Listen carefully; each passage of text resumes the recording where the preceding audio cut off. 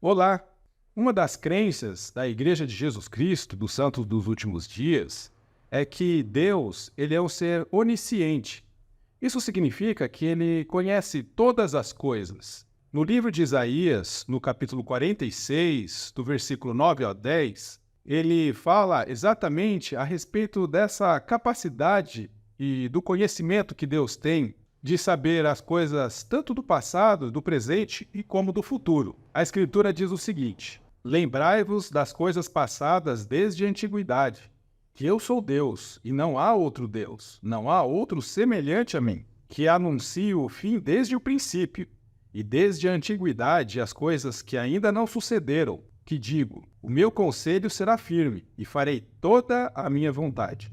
A Escritura é clara em dizer que Deus conhece até mesmo as coisas que ainda não sucederam. Ele conhece o futuro, independentemente dos erros que os homens venham a cometer. Portanto, seria uma ignorância de nossa parte acreditarmos que Deus poderia ser levado a cometer um erro por causa das falhas e fraquezas dos homens. Afinal, não há uma folha da árvore que caia que Deus não saiba. Por isso, o próprio Deus de Israel alertou no livro de Deuteronômio 18, 21 a 22, como podemos identificar a palavra que não foi dita por Deus. Na Escritura diz: e se disseres no teu coração, como conheceremos a palavra que o Senhor não falou? Quando o tal profeta falar em nome do Senhor, e tal palavra não se cumprir, nem suceder assim, esta é a palavra que o Senhor não falou. Com soberba a falou o tal profeta. Não tenhas temor dele.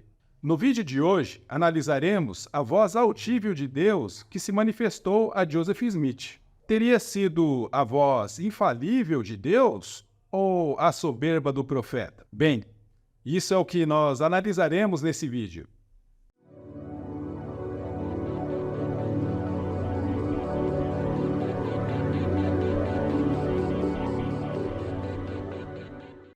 Voltando para a época de Joseph, em que os membros estavam confiantes com as profecias e traduções de Joseph, no final de 1836, muitos conversos haviam se reunido em Kirtland, Ohio, para o estabelecimento de Sião. Ocorre que a migração foi muito grande, fazendo com que o valor dos imóveis aumentasse consideravelmente. Isso fez com que a capacidade da igreja de ter liquidez para pagar seus empréstimos pendentes reduzisse e o valor para a construção do templo de Kirtland aumentasse. A liderança da igreja resolveu formar um banco, a Kirtland Safe Society Bank, ou Sociedade de Segurança de Kirtland. Logo começou a espalhar rumores que o banco havia sido fundado por revelação. William Parrish, que foi membro do primeiro Quórum dos 70 e da equipe de Joseph, relatou na época: eu o ouvi com sentimentos incomuns quando ele declarou que a voz audível de Deus o instruiu a estabelecer uma instituição bancária antibancária, que, como a vara de Arão, deveria engolir todos os outros bancos, exceto o Banco de Monroe, e crescerá e florescerá e se espalhará pelos rios até os confins da terra, e sobreviverá quando todos os outros deverão ser colocados em ruínas.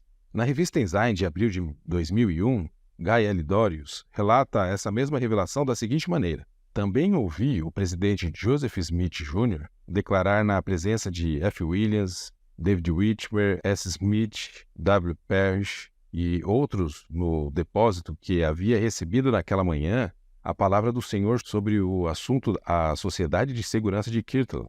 Ele estava sozinho na sala e tinha não apenas a voz do Espírito sobre o assunto, mas também uma voz audível.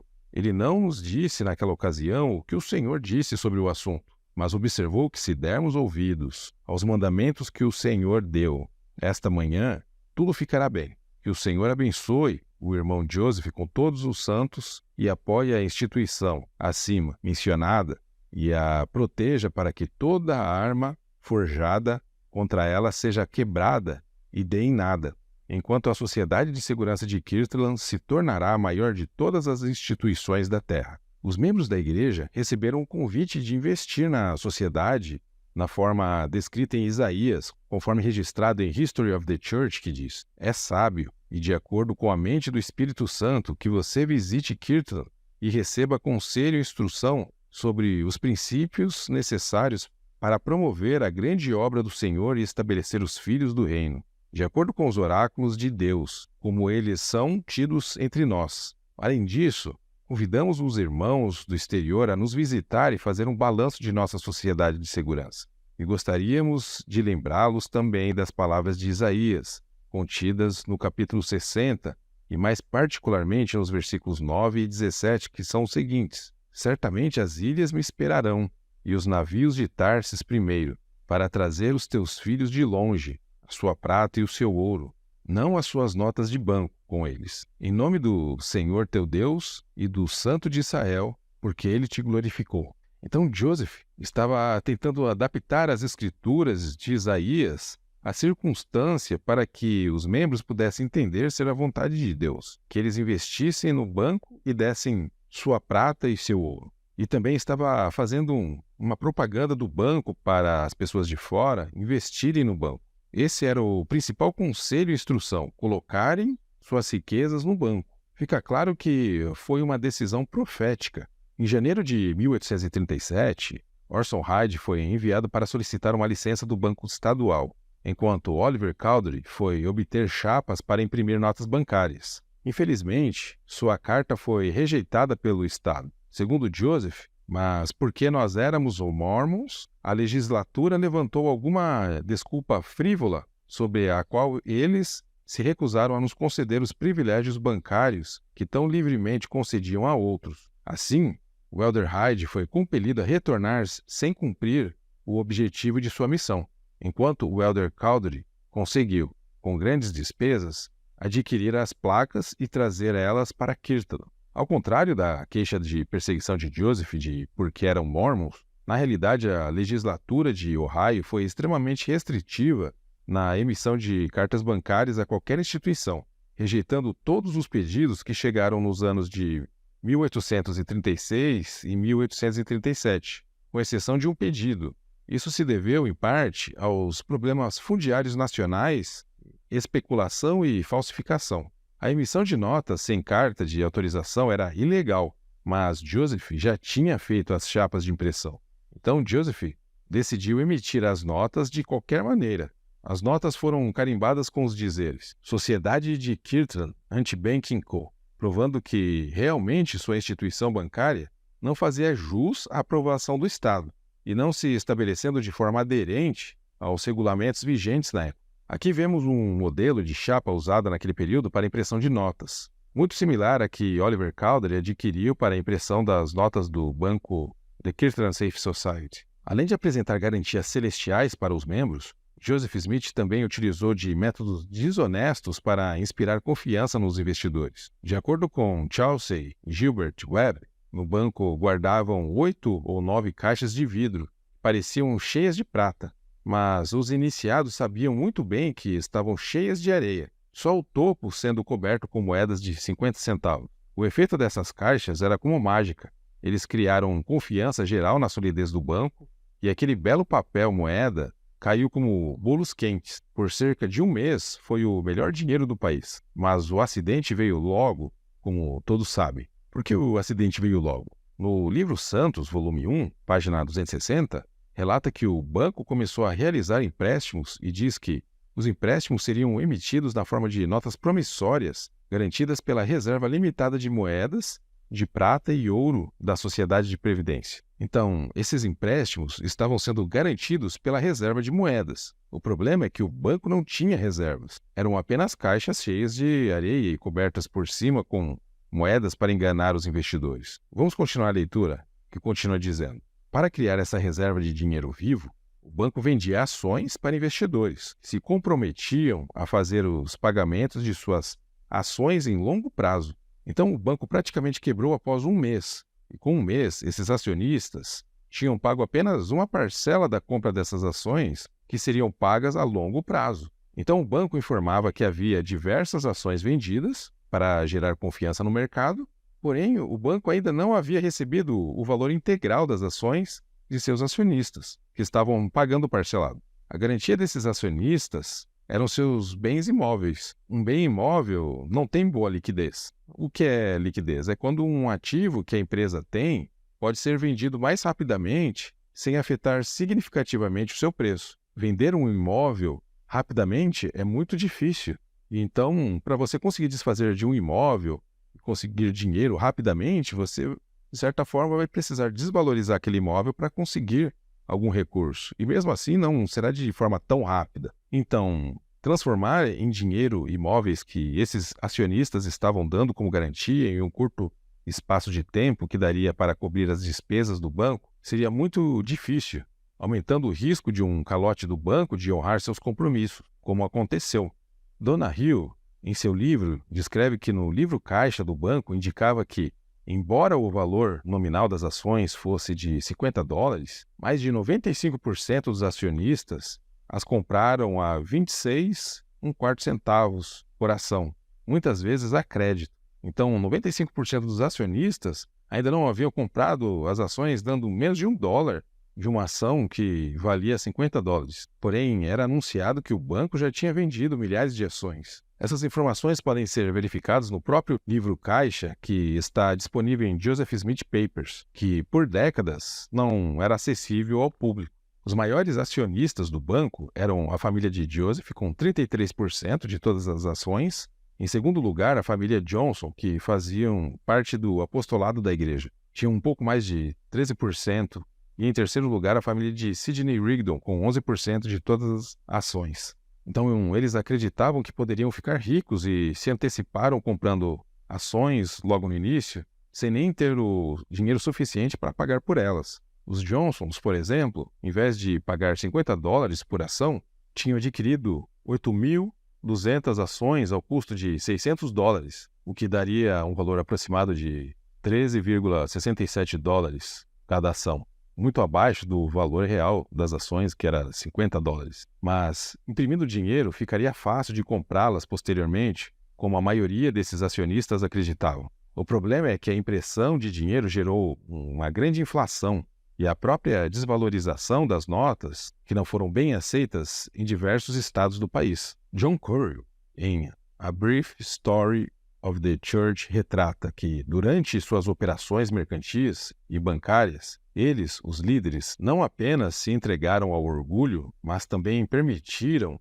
que surgissem ciúmes entre eles. E várias pessoas discordaram da igreja e acusaram os líderes da igreja de má administração, egoísmo, busca de riquezas, honra e domínio, tiranizando o povo e lutando constantemente por poder e propriedade. Em uma carta escrita por Warren Parrish ao Zion's Watchman, em 24 de março de 1838, Warren denunciou: "Eu, Warren, fiquei surpreso ao ouvi-lo, Joseph, declarar que tínhamos $60.000 em espécie em nossos cofres e $600.000 sob nosso comando, quando não tínhamos ultrapassado $6.000 e não podíamos comandar mais. Apesar dos membros cumprirem com as instruções recebidas colocando seus pertences no banco, muitos deles dando imóveis como garantia, que não gerava liquidez para o banco suprir suas necessidades a curto prazo, um ato proibindo a emissão e circulação de papel antibancário não autorizado foi emitido em 27 de janeiro,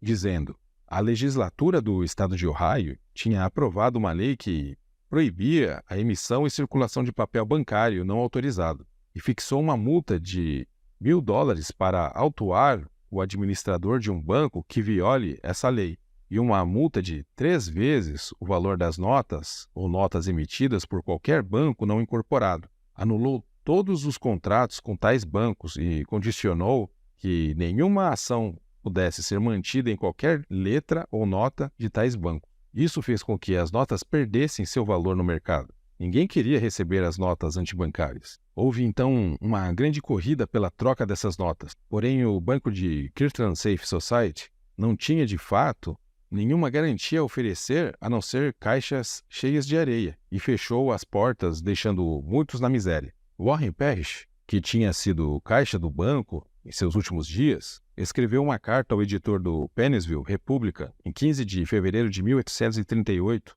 onde disse algo parecido com sua declaração no Zion's Watchman. Fiquei surpreso ao ouvi-lo declarar que tínhamos $60.000 em espécie em nossos cofres e $600.000 sob nosso comando, quando não devíamos exceder $6.000 e não podíamos comandar mais. Também que tínhamos apenas cerca de $10.000 de nossas notas em circulação, quando ele, como caixa da instituição, sabia que havia pelo menos $150.000. Sabendo de sua extrema pobreza, quando começaram essa especulação, não fiquei nem um pouco surpreso ao ouvi-los afirmar que valiam de 300 a 400 mil dólares em dinheiro.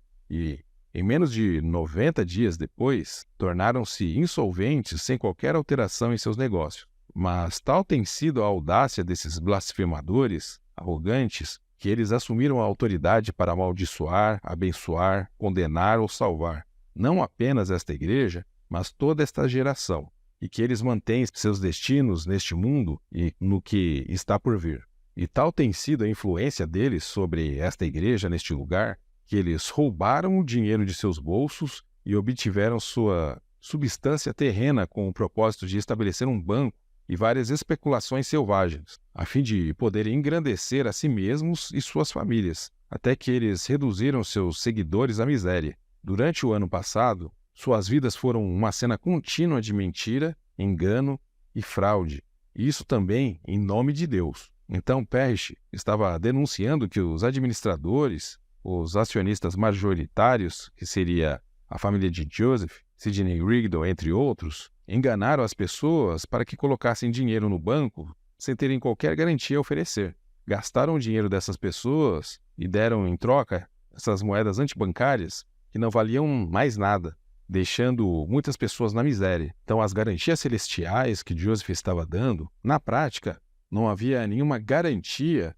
a ser dada a esses membros. Muitos membros e pessoas que ficaram com as notas antibancárias em mãos tentaram se desfazer delas, cometendo crimes de fraude e sendo presas. Neste jornal da época relata que a senhora Sarah Cleveland, esposa do senhor John Cleveland, falecido naquele lugar, foi presa na prisão de Niagara, Ohio, por passar $390 do Kirtland Safe Society Bank com intenção de fraudar. Desde então, ela foi liberada sob fiança. As pessoas estavam tentando repassar as notas que sabiam não ter valor e que não eram aceitos pelo sistema financeiro para tentar recuperar o que haviam perdido e que o banco não garantiu, mas usaram todos os recursos dessas pessoas para pagar diversas dívidas da igreja, repassando toda a insolvência e o prejuízo aos membros. O jornal The Ohio Repository, em 22 de março de 1838, apresenta a denúncia de 2 apóstolos e setentas sobre a profecia de Joseph. Os denunciantes disseram o seguinte: quando ele declarou que a voz audível de Deus o instruiu a estabelecer uma instituição bancária e antibancária que, como a vara de Arão, deveria engolir todos os outros bancos, eles mentem por revelação, trapaceiam por revelação, fogem por revelação, e se eles não se corrigirem, temo que finalmente serão condenados por revelação. Isto é para certificar que conhecemos pessoalmente o referido Parrish, Smith e Rigdon, e que, acima, é uma declaração de fatos, de acordo com o melhor de nossa lembrança. Luke Johnson, John Boynton, que são 2 dos apóstolos que denunciaram, Sylvester Smith, Leonard Rich, anteriormente do Quórum dos 70, também fizeram essa denúncia. Acusações de que Joseph já mentia e deturpava as coisas para benefício próprio já estavam sendo levados ao Tribunal do Bispo em 29 de maio de 1837. Lyman Johnson e Orson Pratt, membros do Quórum dos 12 Apóstolos, apresentaram a seguinte acusação: proferimos as seguintes acusações contra o presidente Joseph Smith Jr. por mentir e deturpar, também por extorsão e por falar desrespeitosamente contra seus irmãos pelas costas. Naquela época era mais fácil Joseph destituir qualquer pessoa que tentasse cruzar seu caminho para atrapalhar seus intentos do que por boca de diversas testemunhas que estavam comprovando a verdade. Nenhum líder ou um conselho seria capaz de retirar Joseph do cargo. Heber C. Kimball, um dos 12 apóstolos, disse na época: repassei a época em que a igreja foi quebrada em Kirtland e quando não havia 20 pessoas na terra que declarassem que Joseph Smith era um profeta de Deus. Nesta época, de acordo com a mãe de Joseph, Lucy Mack Smith, ela diz que uma certa jovem que morava na casa de David Whitmer proferiu uma profecia que ela disse ter sido dada a ela, olhando através de uma pedra preta que ela havia encontrado. Esta profecia deu a alguns uma ideia totalmente nova das coisas. Ela disse: a razão pela qual 1/3 da igreja se afastaria de Joseph era porque ele próprio estava em transgressão e cairia de seu cargo por causa disso. Que David Whitmer ou Martin Harris ocuparia o lugar de Joseph e que aquele que não o sucedesse seria conselheiro daquele que o sucedesse. Essa garota logo se tornou objeto de grande atenção entre os insatisfeitos. Dr. Frederick Granger Williams tornou-se seu escriba e escreveu suas revelações para ela. Jared Carter, que morava na mesma casa com David Whitmer, logo absorveu o mesmo espírito e fui informado que ele disse em uma de suas reuniões que tinha poder para elevar Joseph Smith ao mais alto céu ou afundá-lo no mais profundo inferno. Eles realizavam suas reuniões na casa de David Whitmer e quando a jovem, que era sua instrutora, terminava de dar as revelações que pretendia para a noite, ela pulava da cadeira e dançava pela pista, gabando-se de seu poder, até que ela estava perfeitamente exausta. Percebe-se que David Whitmer, assim como confiou na pedra de Joseph, que trouxe à luz o livro de Mormon, também confiou na pedra dessa vidente, ou seja, não seria um bom parâmetro de pessoa para se confiar como testemunha de um livro. Ao mesmo tempo, mostra como os principais fiéis de Joseph eram enganados e confundidos facilmente e se entregavam a qualquer tipo de pessoa que reivindicava um poder sobrenatural. Joseph, ao saber que sua liderança corria risco e que grande parte dos membros poderiam não apoiá-lo na conferência, Joseph começa a dar ordem para excomungar membros opositores que estariam atrapalhando, de acordo com ele, o avanço do reino de Deus. Entre novembro de 1837 a junho de 1838, mais de 300 membros se retiraram da igreja. As 3 testemunhas, membro da primeira presidência, 4 membros dos 12 apóstolos e vários do primeiro quórum dos 70. É claro que, para a igreja, seus líderes máximos são infalíveis e, portanto, sempre haverá algum bode expiatório para ser culpado. Todas essas pessoas foram taxadas de infiéis e seus problemas pessoais passaram a ser expostos como motivos para que suas vozes não fossem ouvidas e fossem ignorados. 13 processos entre abril de 1837 a junho de 1838 foram abertos, visando a tentativa de restituir as perdas sofridas por investidores. Joseph Smith foi preso 7 vezes em 4 meses, e seus seguidores conseguiram arrecadar os $38.428 de fiança para libertá-lo. No dia 12 de janeiro de 1838, diante de outro mandado de prisão, Joseph Smith e Sidney Rigdon fugiram para Far West, condado de Caldwell, no Missouri. Apesar da igreja declarar que o Senhor ajudou no estabelecimento da Kirtland Safe Society, mas o sucesso do plano econômico para a Kirtland dependia de os irmãos guardarem a palavra do Senhor dada a eles pelo profeta vivo, essa declaração não é verdadeira, já que o Senhor não ajudou o estabelecimento da Kirtland Safe Society, porque logo no início a carta solicitando a aprovação do banco já havia sido rejeitada pelo governo. E ao passar e burlar a lei, imprimindo notas antibancárias, sem oferecer qualquer garantia real, Joseph enganou os membros e investidores com relatórios financeiros falsos, com a finalidade de motivá-los a colocarem seus bens à disposição do banco. Os membros guardaram, em sua maioria, a palavra do Senhor, que era colocar suas economias no banco, e acabaram se tornando fiadores de uma organização que não devolveu seus pertences quando apresentou garantias falsas de liquidez. A respeito disso, Parley P. Pratt, em sua carta escrita para Joseph Smith, demonstra seu desespero e o pedido de devolução dos bens que colocou à disposição do banco em troca das notas antibancárias que já não serviam para nada. Ele disse: tendo ponderado longamente o caminho no qual nós, como povo, fomos conduzidos em relação à nossa administração temporal, finalmente fiquei totalmente convencido de que toda a cena de especulação em que estivemos envolvidos é do diabo. Refiro-me ao cobiçoso espírito extorsionário, especulador que reinou neste lugar, na última temporada, que deu origem a mentir, enganar e tirar vantagem do vizinho de Nabor, e resumindo a cada obra maligna. E estando tão plenamente convencido de que você, Joseph, e presidente Sidney Rigdon, ambos, por preceito e exemplo, têm sido os principais meios para desviar este povo nestes detalhes e ter eu mesmo sido desviado e pego na mesma armadilha por seu exemplo e por falsas profecias e pregações de suas bocas? Sim, tendo feito muitas coisas erradas e mergulhado a mim e a minha família e a outros quase na destruição, peço-lhe, pelo menos, que tenha misericórdia de mim e de minha família e de outros que estão vinculados a mim por aqueles 3 lotes que você me vendeu pelo preço extorsivo de $2.000, que nunca lhe custou $1, pois, se ficar contra mim, irá reconquistar, arruinar a mim mesmo e a uma família desamparada.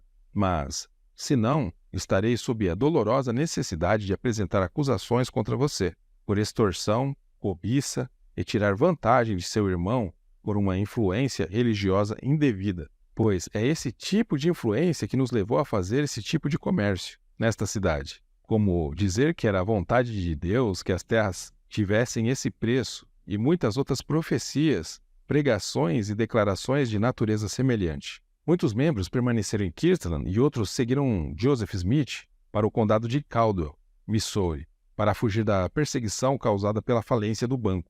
Em nosso próximo vídeo, daremos continuidade a essa perseguição, que continuou no condado de Caldwell. Um grupo conhecido como Danitas entrará em cena para conter esses dissidentes. Analisaremos suas práticas e como Joseph se tornou líder desse grupo. Vejo vocês no próximo vídeo.